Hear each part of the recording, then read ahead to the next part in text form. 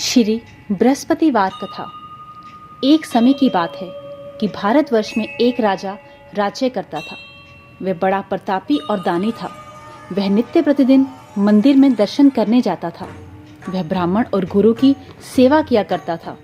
उसके दरवाजे से कोई भी निराश होकर नहीं लौटता था। वह प्रत्येक गुरुवार को व्रत रखता, पूजा करता, हर एक दिन गरीबों की सहायता करता था।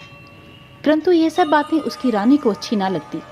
वह ना व्रत करती और ना किसी को एक दमड़ी तक दान में देती थी। राजा से भी ऐसा करने को मना किया करती थी। एक समय की बात है, राजा शिकार खेलने वन को गए थे।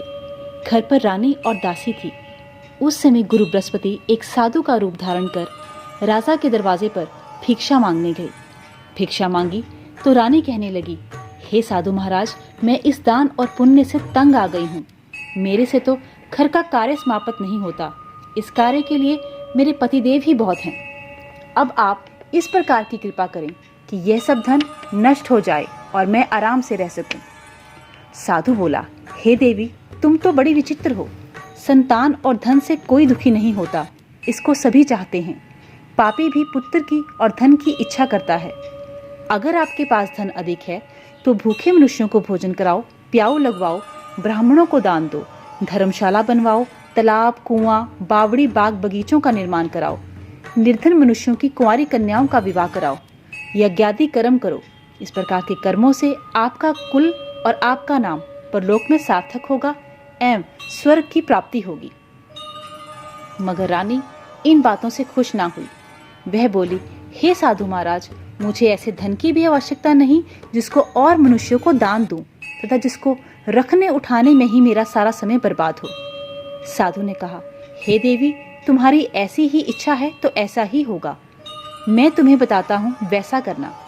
बृहस्पतिवार के दिन घर को गोबर से लीपना, अपने केशों को धोना, केशों को धोते समय स्नान करना, राजा से कहना कि वह हजामत करवाए, भोजन में मांस मदिरा खाना, कपड़ा धोबी के यहाँ धुलने डालना।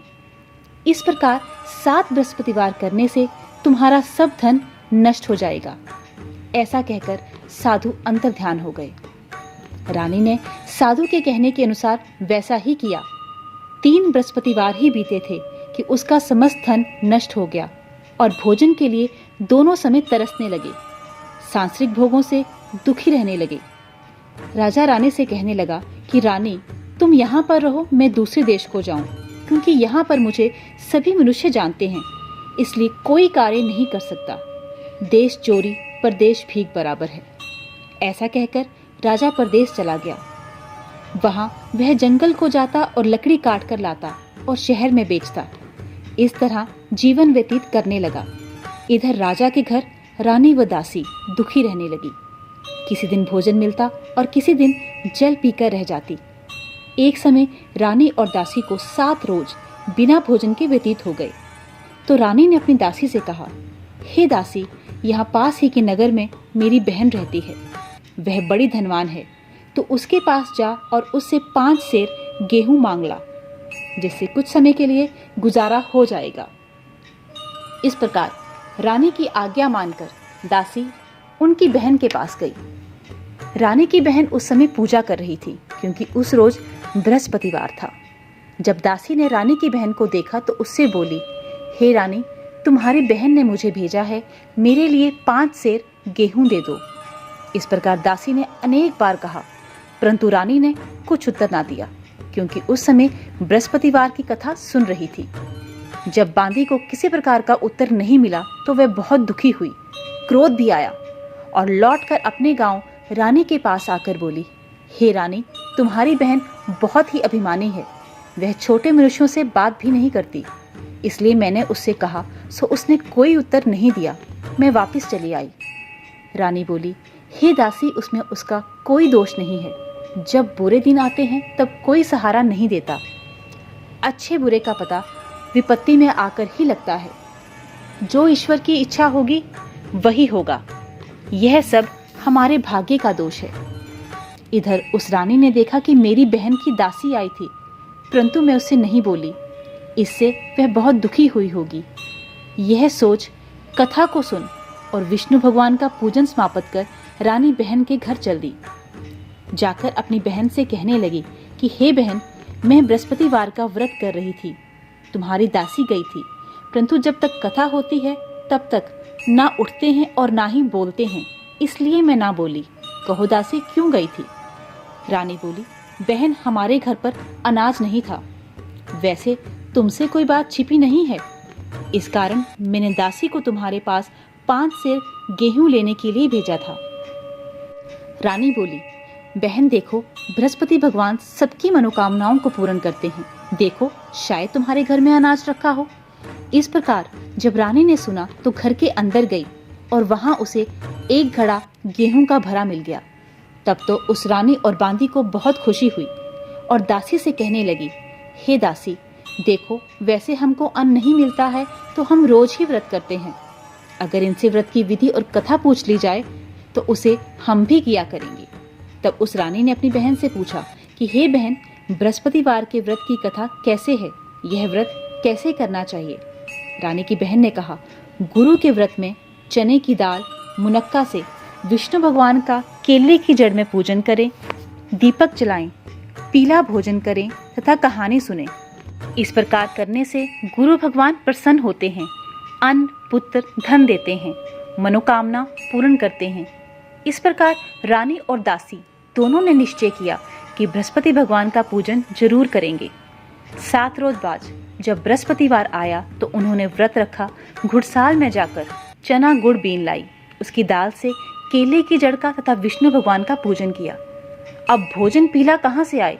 बेचारी बड़ी दुखी हुई, परंतु उन्होंने व्रत किया था, इस कारण गुरु भगवान प्रसन्न थे। 2 थालों में सुंदर पीला भोजन लेकर आए और दासी को देकर बोले, ये तुम्हारे और रानी के लिए भोजन है, तुम दोनों करना। दासी भोजन पाकर बड़ी प्रसन्न हुई और रानी से बोली, रानी जी भोजन कर लो। रानी को इस विषय में कुछ पता नहीं था, इसलिए वह दासी से बोली, तू ही भोजन कर, क्योंकि तू हमारी व्यर्थ में हंसी उड़ाती है। दासी बोली, एक महात्मा भोजन दे गए हैं। रानी कहने लगी, वह भोजन तेरे लिए ही दे गए हैं, तू ही भोजन कर। दासी ने कहा, वह महात्मा हम दोनों को 2 थालों में भोजन दे गए हैं, इसलिए हम और तुम दोनों साथ साथ भोजन करेंगी। इस प्रकार रानी और बांदी दोनों ने गुरु भगवान को नमस्कार कर भोजन आरंभ किया। अब वह प्रत्येक बृहस्पतिवार को गुरु भगवान का व्रत और विष्णु भगवान का पूजन करने लगी। बृहस्पति भगवान की कृपा से फिर रानी और दासी के पास धन हो गया। रानी फिर उसी प्रकार आलस्य करने लगी। तब दासी बोली, देखो रानी, तुम पहले इस प्रकार आलस्य करती थी, तुम्हें धन के रखने में कष्ट होता था, इस कारण सब धन नष्ट हो गया। अब गुरु भगवान की कृपा से धन मिला है, तब फिर तुम्हें आलस्य होता है। बड़ी मुसीबतों के बाद हमने ये धन पाया है, इसलिए हमें दान पुण्य करना चाहिए। भूखे मनुष्यों को भोजन कराओ, प्याऊ लगवाओ, ब्राह्मणों को दान दो, कुआं तालाब बावड़ी आदि का निर्माण करो, मंदिर पाठशाला बनवाकर दान दो, कुंवारी कन्याओं का विवाह करवाओ, धन को शुभ कर्मों में खर्च करो, जिससे तुम्हारे कुल का यश बढ़े, स्वर्ग प्राप्त हो और पितर प्रसन्न हो। तब रानी ने इस प्रकार के कर्म करने आरंभ किए। काफी यश फैलने लगा। एक दिन रानी और दासी विचार करने लगी, ना जाने राजा किस प्रकार से होंगे, उनकी कोई खबर नहीं है। गुरु भगवान से प्रार्थना की और भगवान ने रात्रि में राजा को स्वप्न में कहा, हे राजा उठ, तेरी रानी तुझको याद करती है, अपने देश को चल। राजा प्रातःकाल उठा और विचार करने लगा। स्त्री जाति खाने और पहनने की संगिनी होती है, पर भगवान की आज्ञा मानकर वह अपने नगर के लिए चलने को तैयार हुआ। इससे पूर्व जब राजा परदेश चला गया तो परदेश में दुखी रहने लगा। प्रतिदिन जंगल में से लकड़ी बीन कर लाता और उन्हें शहर में बेचकर अपने दुखी जीवन को बड़ी कठिनता से व्यतीत करता था। एक दिन राजा दुखी हो अपनी बातों को याद करके रोने लगा। तब उस जंगल में से एक बृहस्पति साधु का रूप धारण कर आ गए और राजा के पास आकर बोले, हे लक्कड़हारे, तुम इस सुनसान जंगल में किस चिंता में बैठे हो, मुझको बताओ। यह सुन राजा के नेत्रों में जल भर आया। साधु की वंदना कर बोला, हे भगवान, आप सब कुछ जानने वाले हो। इतना कह साधु को अपनी संपूर्ण कहानी बतला दी। महात्मा दयालु होते हैं। उससे बोले, हे राजा, तुम्हारी स्त्री ने बृहस्पति देव का अपराध किया था, जिस कारण तुम्हारी यह दशा हुई। अब तुम किसी प्रकार की चिंता मत करो, भगवान तुम्हें पहले से अधिक धनवान करेगा। देखो, तुम्हारी स्त्री ने भी गुरुवार का व्रत प्रारंभ कर दिया है और तुम मेरा कहा मानकर बृहस्पतिवार का व्रत करके चने की दाल, गुड़, जल के लोटे में डालकर केले का पूजन करो। फिर कथा कहो और सुनो। भगवान तेरी सब मनोकामनाओं को पूर्ण करेगा। साधु को प्रसन्न देख राजा बोला, हे प्रभु, मुझे लकड़ी बेचकर इतना पैसा नहीं मिलता जिससे भोजन करने के उपरांत कुछ बचा सकूं। मैंने रात्रि को अपनी रानी को व्याकुल देखा है। मेरे पास कुछ भी नहीं है जिससे उसकी खबर मंगा सकूं, और फिर कौन सी कहानी कहूं यह मुझको कुछ मालूम नहीं है। साधु ने कहा, हे राजा, तुम किसी बात की चिंता मत करो। बृहस्पतिवार के दिन तुम रोजाना की तरह लकड़ियां लेकर शहर को जाओ। तुमको रोज से दुगना धन प्राप्त होगा, जिससे तुम भली भांति भोजन कर लोगे तथा बृहस्पति की पूजा का सामान भी आ जाएगा। बृहस्पति देव की कहानी। प्राचीन काल में एक ब्राह्मण था। वह बहुत ही निर्धन था। उसकी कोई भी संतान नहीं थी। उसकी स्त्री बहुत मलिनता के साथ रहती थी। वह ना स्नान करती और ना किसी देवता का पूजन करती। प्रातःकाल उठते ही सर्वप्रथम भोजन करती, बाद में कोई अन्य कार्य करती। इससे ब्राह्मण देवता बड़े दुखी थे। बेचारे बहुत कुछ कहते, किंतु उसका कोई परिणाम न निकला। भगवान की कृपा से ब्राह्मण की स्त्री के कन्या रूपी रतन पैदा हुआ और वह कन्या अपने पिता के घर में बड़ी होने लगी। वह बालिका प्रातः स्नान करके विष्णु भगवान का जाप करने लगी। बृहस्पतिवार को व्रत करने लगी। अपने पूजा पाठ को समाप्त करके स्कूल जाती तो अपनी मुट्ठी में जौ भर कर ले जाती और पाठशाला जाने के मार्ग में डालती जाती। तब ये जौ स्वर्ण के हो जाते। लौटते समय उनको बीनकर घर ले आती थी। एक दिन वह बालिका सूप में उन सोने के जौ को फटक कर साफ कर रही थी। उसके पिता ने देख लिया और कहा, हे बेटी, सोने के जौ को फटकने के लिए सोने का सूप होना चाहिए। दूसरे दिन गुरुवार था। इस कन्या ने व्रत रखा और बृहस्पतिवार से प्रार्थना करके कहा, हे प्रभु, यदि मैंने आपकी पूजा सच्चे मन से की है तो मेरे लिए सोने का सूप दे दो। बृहस्पति देव ने उसकी प्रार्थना स्वीकार कर ली। रोजाना की तरह वह कन्या जौ फैलाती हुई जाने लगी। जब लौटकर जौ बीन रही थी तो बृहस्पति देव की कृपा से सोने का सूप मिला। उसे वह घर ले गई और उसमें जौ साफ करने लगी, परंतु उसकी माँ का वही ढंग रहा। एक दिन की बात है, वह कन्या सोने के जौ साफ कर रही थी। उस समय उस शहर का राजपुत्र वहां होकर निकला। इस कन्या के रूप और कार्य को देखकर मोहित हो गया। अपने घर आकर भोजन तथा जल त्याग कर उदास होकर लेट गया। राजा को इस बात का पता लगा तो उन्होंने अपने प्रधानमंत्रियों के साथ राजा के बेटे के पास गई और बोला, हे बेटा, तुम्हें किसी बात का कष्ट है? किसी ने अपमान किया है अथवा कोई और कारण है सो कहो, मैं वही करूँगा जिससे तुम्हें प्रसन्नता हो। राजकुमार ने अपने पिता की बातें सुनी और बोला, मुझे आपकी कृपा से किसी बात का कोई दुख नहीं है।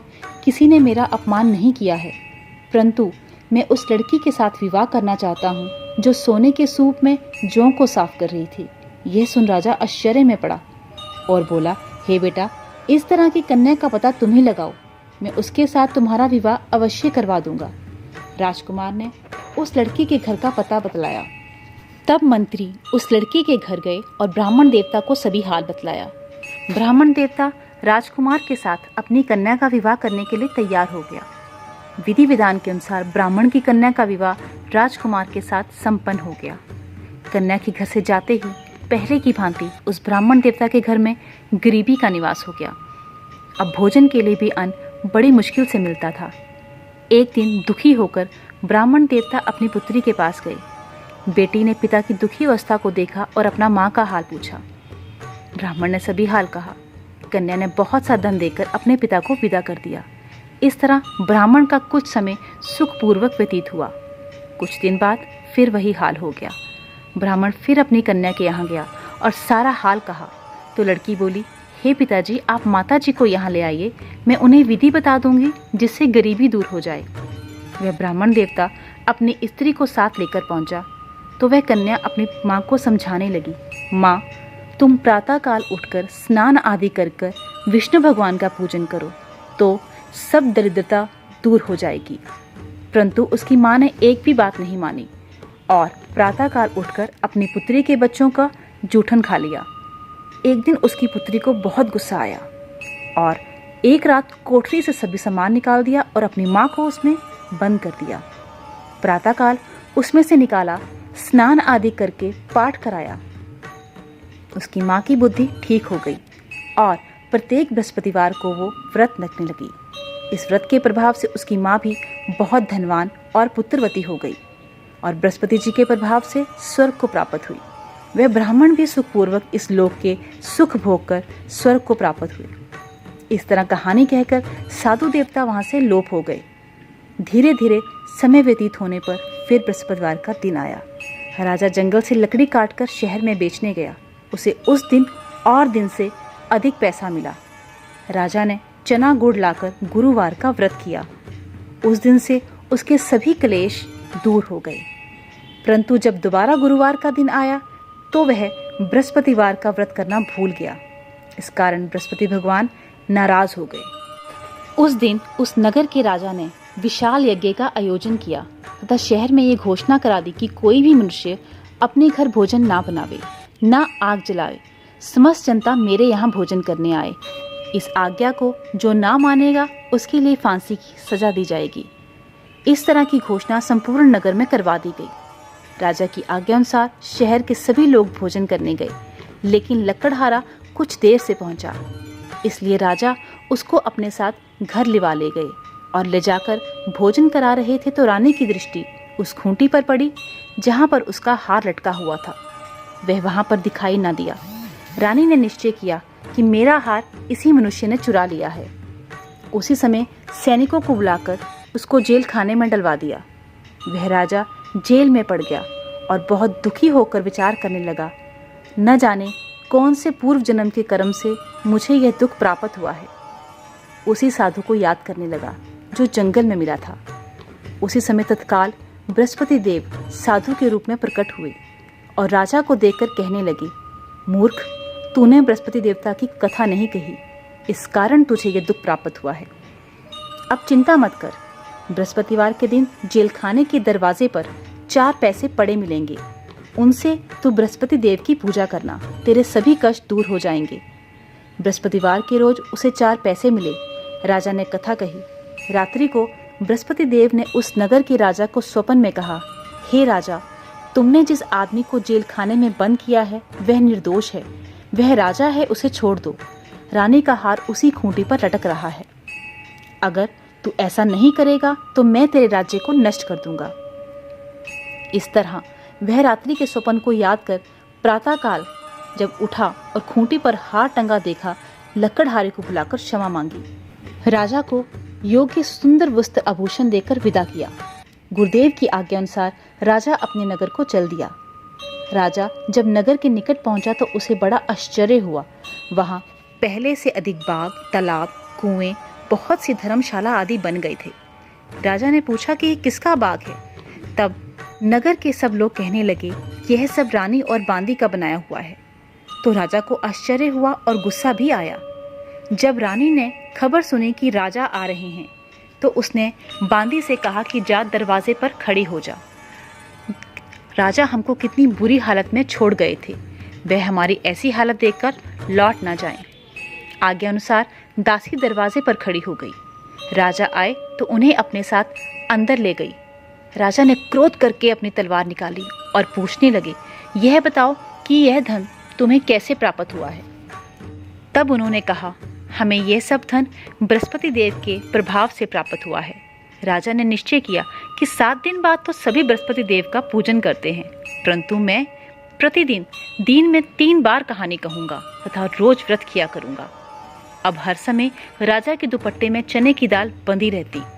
वह दिन में 3 बार कहानी कहता। एक दिन राजा ने विचार किया कि चलो अपनी बहन के यहाँ हो आवें। इस तरह निश्चय कर राजा घोड़े पर सवार हो अपनी बहन के यहाँ चलने लगा। मार्ग में उसने देखा कि कुछ आदमी एक मुर्दे को लिए जा रहे थे। उन्हें रोककर राजा कहने लगा, अरे भैया, मेरी बृहस्पति की कथा सुन लो। वे बोले, लो, हमारा आदमी मर गया है, इसको अपनी कथा की पड़ी है। परंतु कुछ आदमी बोले, अच्छा कहो, हम तुम्हारी कथा भी सुनेंगे। राजा ने दाल निकाली और कथा प्रारंभ कर दी। अभी कथा आधी हुई थी कि मुर्दा हिलने लग गया। जब कथा समाप्त हो गई तो राम राम कहकर वह मनुष्य खड़ा हो गया। आगे मार्ग में उसे एक किसान खेत में हल चलाता मिला। राजा ने उसे देखा और उससे बोला, अरे भैया, तुम मेरी बृहस्पति की कथा सुन लो। किसान बोला, जब तक मैं तेरी कथा सुनूंगा तब तक 4 हरैया जोत लूंगा। जा अपनी कथा किसी और को सुनाना। इस तरह राजा आगे चलने लगा। राजा के हटते ही बैल पछाड़ खाकर गिर गए। किसान के पेट में बड़े जोर का दर्द होने लगा। उस समय उसकी माँ रोटी लेकर आई। उसने जब देखा तो अपने पुत्र से सभी हाल पूछा और बेटे ने सभी हाल कह दिया। बुढ़िया दौड़ी दौड़ी घुड़सवार के पास गई और बोली, मैं तेरी कथा सुनूंगी, तू अपनी कथा मेरे खेत पर चलकर सुनाना। राजा ने बुढ़िया के खेत पर जाकर कथा कही, जिसको सुनते ही वे बैल खड़े हो गए। किसान के पेट का दर्द भी बंद हो गया। राजा अपनी बहन के घर पहुंच गया। बहन ने भाई की खूब मेहमानी की। दूसरे दिन प्रातःकाल राजा जागा तो वह देखने लगा कि सब लोग भोजन कर रहे हैं। राजा ने अपनी बहन से कहा कि ऐसा कोई मनुष्य है जिसने भोजन ना किया हो, मेरी बृहस्पति की कथा सुन ले। बहन बोली, हे भैया, यह देश ऐसा ही है। पहले यहाँ लोग भोजन करते हैं, बाद में अन्य काम करते हैं। अगर कहो तो पड़ोस में देखाऊं। वह ऐसा कहकर देखने चली गई, परंतु उसे ऐसा कोई व्यक्ति नहीं मिला जिसने भोजन ना किया हो। अतः वह एक कुम्हार के घर गई जिसका लड़का बीमार था। उसे मालूम हुआ कि उनके यहाँ 3 रोज से किसी ने भोजन नहीं किया है। रानी ने अपने भाई की कथा सुनने के लिए कुम्हार से कहा। वह तैयार हो गया। राजा ने कुम्हार के घर जाकर बृहस्पतिवार की कथा कही, जिसको सुनकर उसका लड़का ठीक हो गया। अब राजा की प्रशंसा होने लगी। एक रोज राजा ने अपनी बहन से कहा कि बहन, हम अपने घर को चलेंगे, तुम भी तैयार हो जाओ।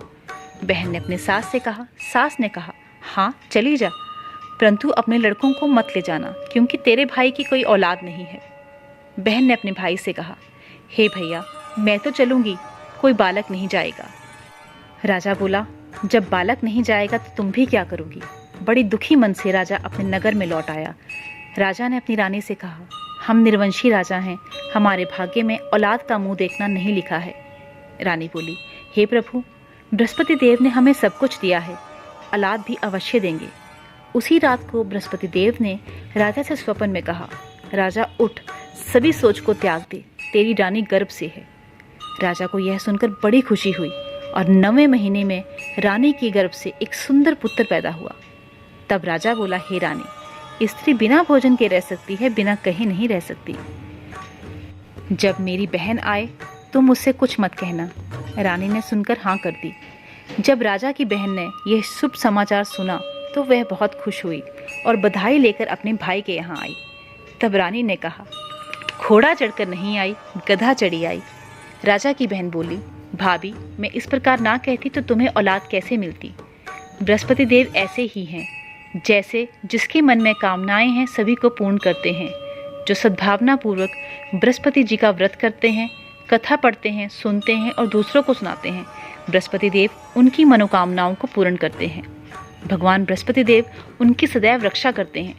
संसार में सद्भावना से भगवान जी का पूजन, व्रत सच्चे हृदय से जो करते हैं, उनकी सभी मनोकामनाएं पूर्ण होती हैं। जैसे सच्ची भावना से रानी और राजा ने उनका गुणगान किया तो उनकी सभी इच्छाएं बृहस्पति देव जी ने पूर्ण की थी।